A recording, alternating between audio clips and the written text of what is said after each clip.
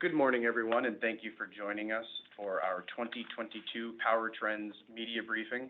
All of you should have received the press release earlier this morning. If you have not, you can access the press release and everything else at NYISO.com. We also have a landing page, NYISO.com/powertrends, which has all of the facts and figures available for download and use.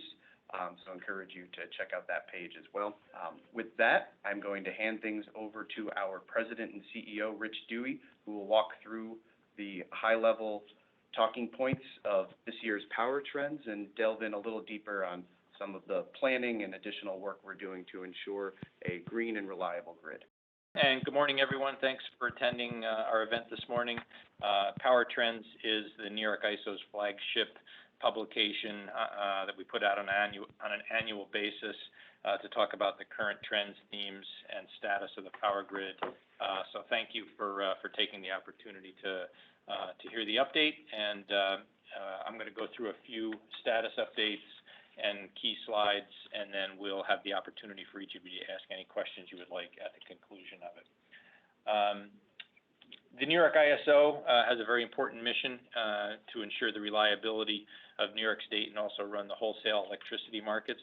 One of the things that we have done from a strategic standpoint is adapted a new vision statement to describe our goals and objectives for the future. Really, it's in recognition. This is something that our board of directors did and approved last year. It's a nuanced change, but I think it's really important and reflective of the posture and the approach that we take towards managing reliability and markets for the power system. And it's really in recognition that New York State is moving towards a clean energy future, and that we believe the New York ISO could have a powerful and meaningful role in that and contribute in an important way to helping New York State achieve those goals. So it's with that new vision that we approach our very important work. Current slide hits the high points of what we see as our major responsibilities. One of them, I'm just going to focus on the last point, which is providing factual information to stakeholders, policymakers, and investors.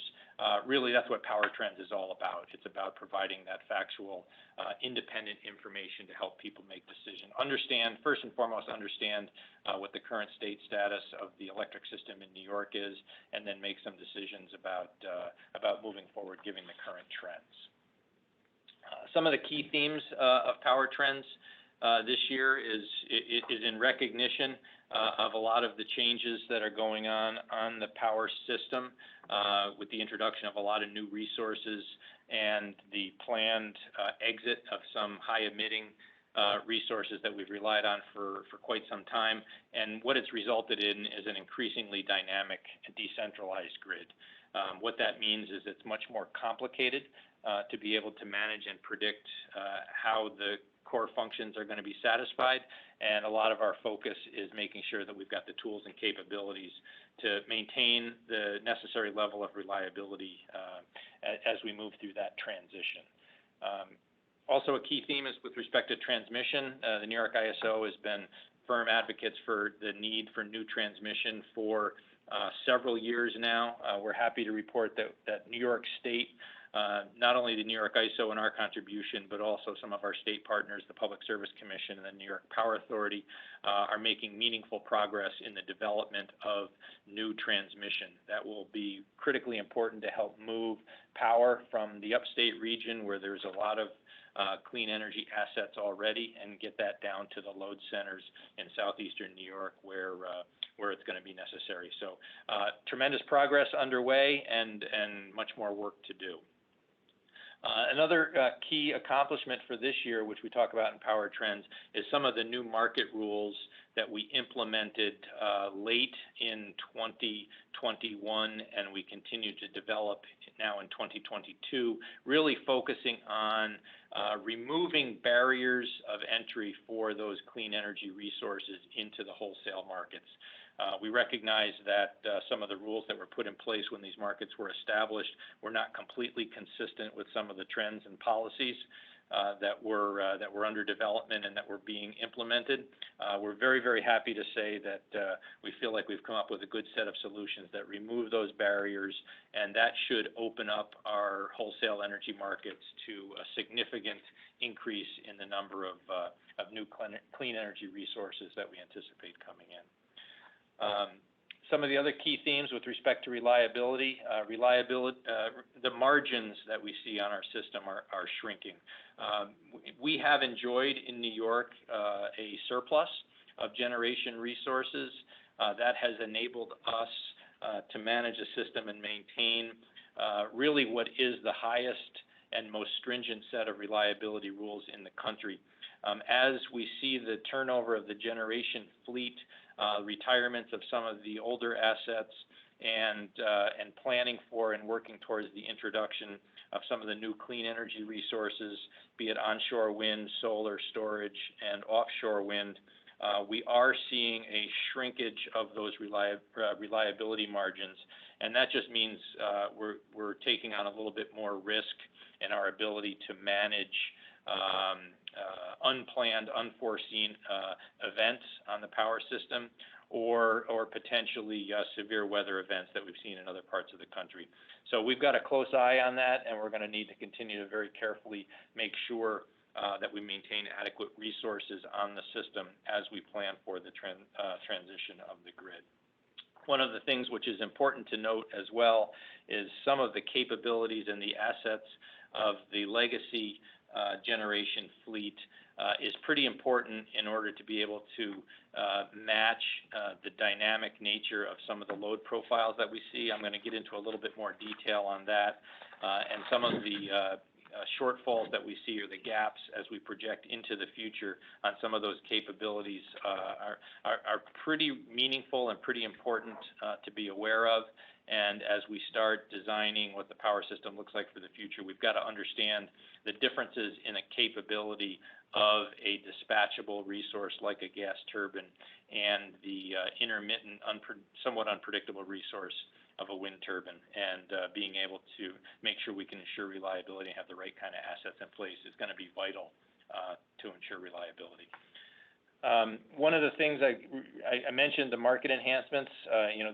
This is something that has been, I think, a source of contention between the desires, policies, and objectives of what New York State's clean energy direction is, and some of the rules that we saw from the federal level that we operate our wholesale markets to. Very, very pleased and proud that New York ISO, in collaboration with our New York State agency partners, as well as our market participants, worked through and came up with a fairly creative set of market enhancements, which will both remove the barriers to some of those clean energy resources from participating in our markets, but do so in a way that protects the integrity of the capacity market pricing signal, which is so important to maintaining the assets that we have in place. This was a significant accomplishment for our organization in the past year, and I think it sets us up well to be able to lean on and count on the power and the competitive spirit of markets to drive the investment in those clean energy resources that are going to be so important to hit the CLCPA objectives. Going to get into a little bit of the state of the grid. This is something we go through. This Power Trends document is a tremendous, valuable resource for understanding, how the grid has performed over time and what we should expect for the future. So I'm just going to touch on some key points.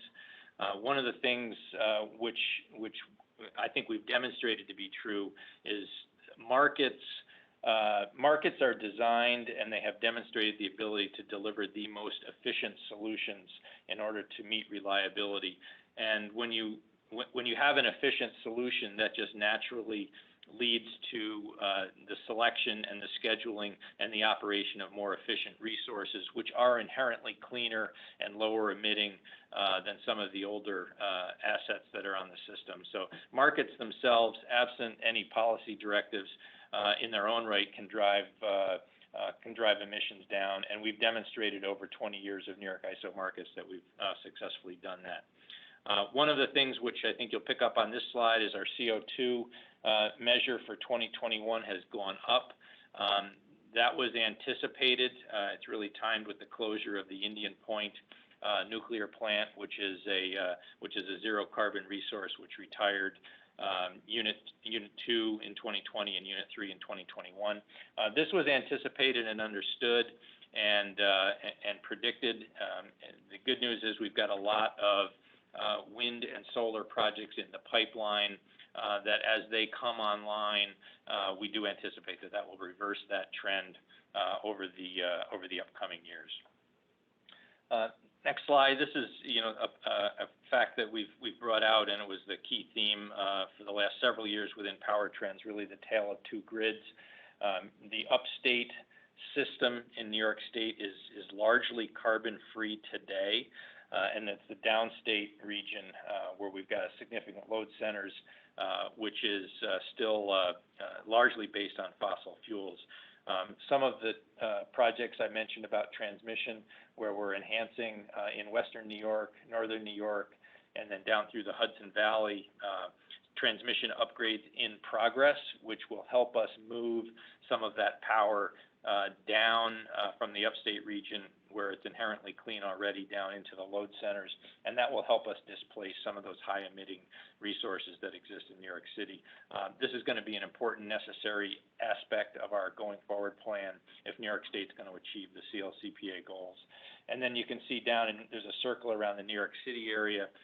That's the area where we've got to get these new transmission upgrades to, and there are projects under development. NYSERDA, as you're probably aware, went through a Tier 4 solicitation and selected a couple of projects which are planned for development and construction, which will deliver power directly into those load pockets in that New York City area. Likewise, New York ISO is working in collaboration with the New York State Public Service Commission on a public policy transmission system upgrade for Long Island, which is designed and intended to move power from Long Island, which would predominantly be offshore wind, and move that valuable resource into New York City's load pocket. So great progress on transmission and more work left to do. Next slide, you can see we are hyper-focused on load and demand trends. When you think about the CLCPA, I spend a lot of my time thinking about what it means to the electric sector, but it really is a set of economy-wide goals, which includes the electrification of both the transportation sector and the buildings sector. And there's a lot of variables in how that might be done and the timing of that. And when we look at the future, we try to look at multiple scenarios to make sure that as we measure the progress of those electrification efforts, we're able to react quickly to make sure that the power system can deliver energy in a manner that's consistent with the load. So we look at multiple forecasts. I think all of the forecasts are in agreement in that the load will go up, and this is pretty understandable as you replace buildings, heating systems with beneficial electrification, and as the transportation sector moves to electric vehicles, the needs and the demands on the power system will go up. Next slide. One of the things, other than just the amount of load that we have, we pay close attention to what time of day we're going to be able to need. We're going to need those assets, and what you have in front of you right now is typical demand patterns that we see today in summer, winter, spring, and fall. Pretty predictable. It's been about the same over the last 20, 30 years in terms of the shape of the curve. Sometimes the peaks go up, but the reality is the shape has been pretty constant. When you start to, on the next slide, you start to look at what it's going to look like, you can see those dotted lines are what we anticipate or project the winter of 2041 and the summer of 2042 will look like. You can see that the shape of the curve is changed remarkably. A couple of key factors to that predominantly is behind the meter solar. So this is both residential and commercial solar, which draws down the load in the middle part of the day. So when the sun is up and those resources are producing power, what it does is it offsets the demand that you see in those parts of the day. And then in the overnight hours, you see it's higher, and that's really the reflection of when electric vehicles are charging and when the heating systems are working. So it will change not only the level and the amount of the demand will change, but also the time of day that we are going to need it is going to change remarkably. And that's a big part of how we're planning for what the power system should look like. On the next slide, this is looking at the peak. So right now, New York State continues to be a summer peaking system, largely driven by air conditioning load. But as we move the building sector over to electrified heating and we start thinking about EV charging, we anticipate and predict that New York State will be a winter peaking system. Right now, the chart shows that, and our studies indicate we're predicting that will happen around 2034 or 2035. If you reach up to your shelf and pull down 2 years ago's power trends, you'll see that we were predicting it in 2039. So one of the things that we've identified is that the pace, the planned anticipated pace of this beneficial electrification is being quite successful, but that just means the power system needs to be ready for a winter peak much earlier than we thought, even just a couple of years ago. Next slide, I mentioned electric vehicle energy and the peak impacts. We're looking very closely at that. It's a big part of our forecasting.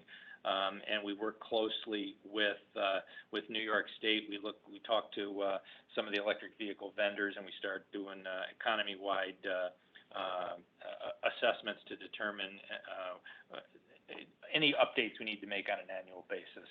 And you can see some of those predictions. This is a big part of what's driving that load increase. The next slide, I talked a little bit about behind-the-meter solar. So this is what you can see is the impact. Behind-the-meter solar does not eliminate the load. What it does is it satisfies the load before you need to draw those megawatts off of the grid. One of the things we look at, and is pretty important for us to keep our eyes on from a reliability standpoint, is the variability of what the grid will have to deliver between a sunny day and a cloudy day. So on a sunny day, we would anticipate that we would only need to serve the load on the solid line. But on a cloudy day, when those solar resources are not satisfying that load, the business or the home or the resource is going to need to get that power from the grid. This just highlights how important it is to be and get really good at solar forecasting. And that's something that we've implemented here at the New York ISO to make sure that we're aligning our plans for the day and determining the requirements for our market systems in line with what the weather forecast shows. And increasingly, that's going to be important to ensure that we've got the right kind of resources, and that's something that we continue to try to improve at. This next slide is looking at wind energy. So this is the status. You can see this is the current output of wind assets in New York, and this is all onshore wind today.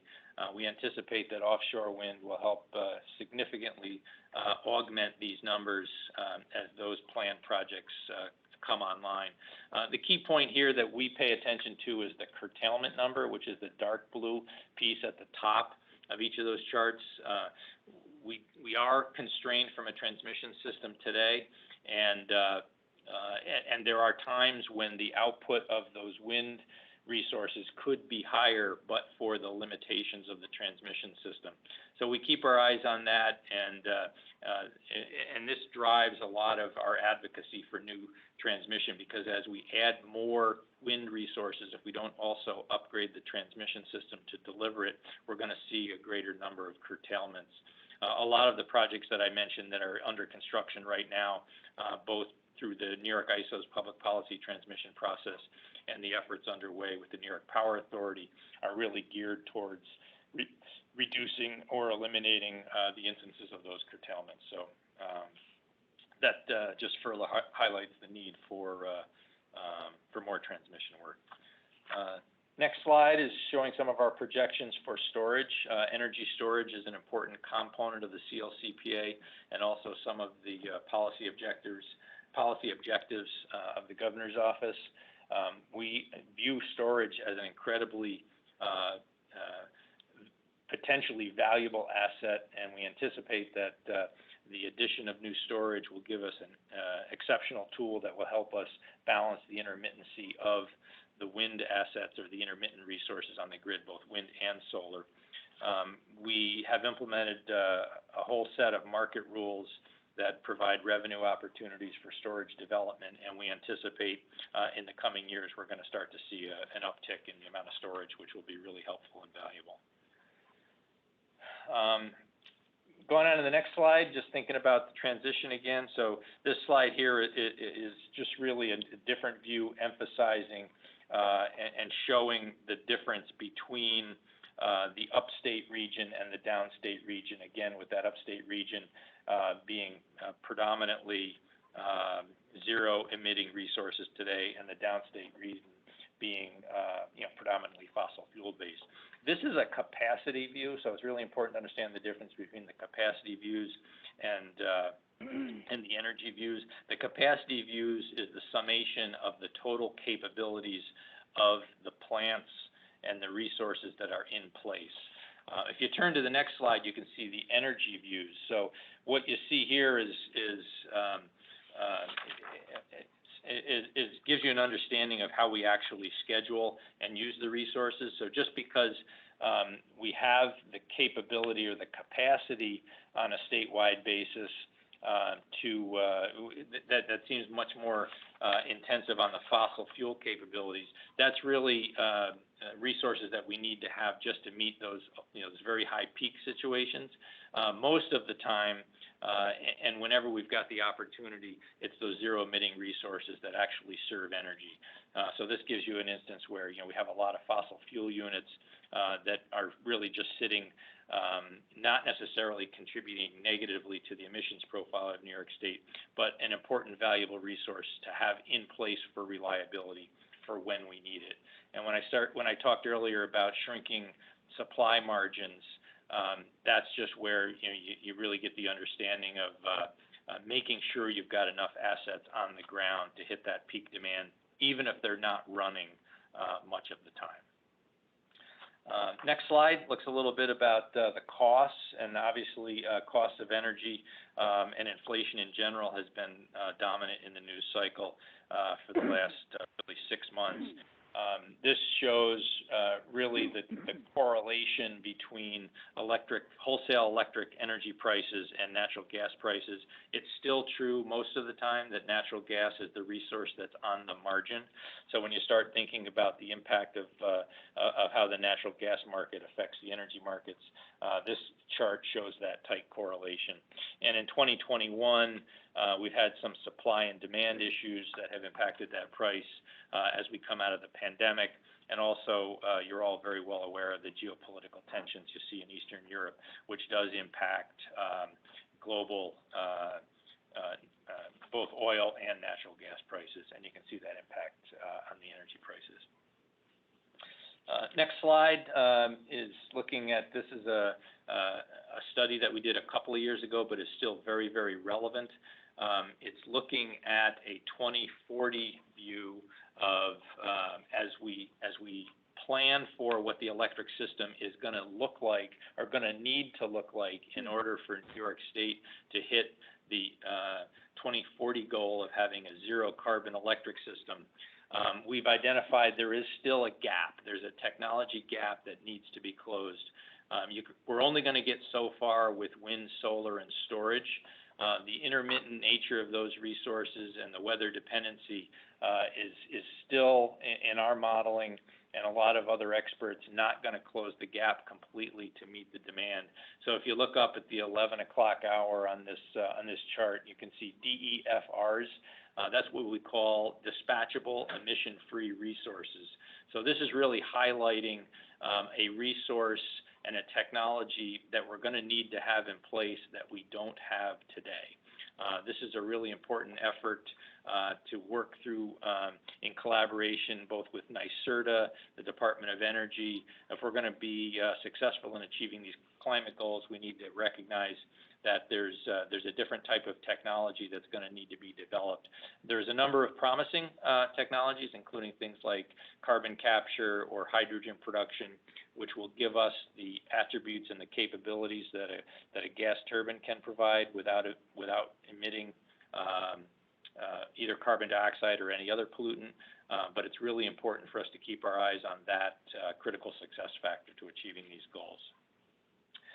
Next slide is just a summary through time of the number of new additions and the number of retirements.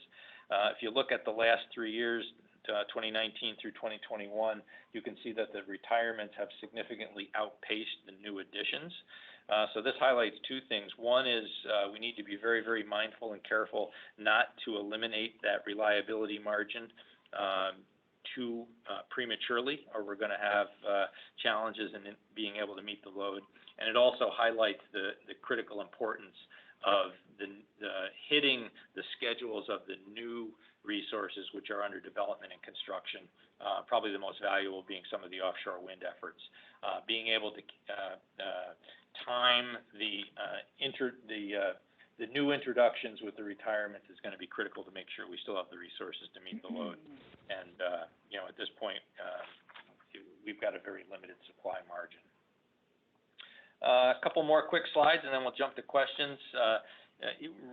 A lot of how we view our value proposition at the New York ISO is our ability to provide information, forward-looking information, analysis, and studies. So our comprehensive system planning process looks at it from three different angles. One, from a reliability standpoint, and what do we need to have in place, and how comfortable are we that the system that we have at our disposal can meet the reliability criteria that New Yorkers demand. A new element of this, if you see it's in the blue box, is the short-term assessment of reliability. We conduct these studies now on a quarterly basis. So the power system is changing so quickly.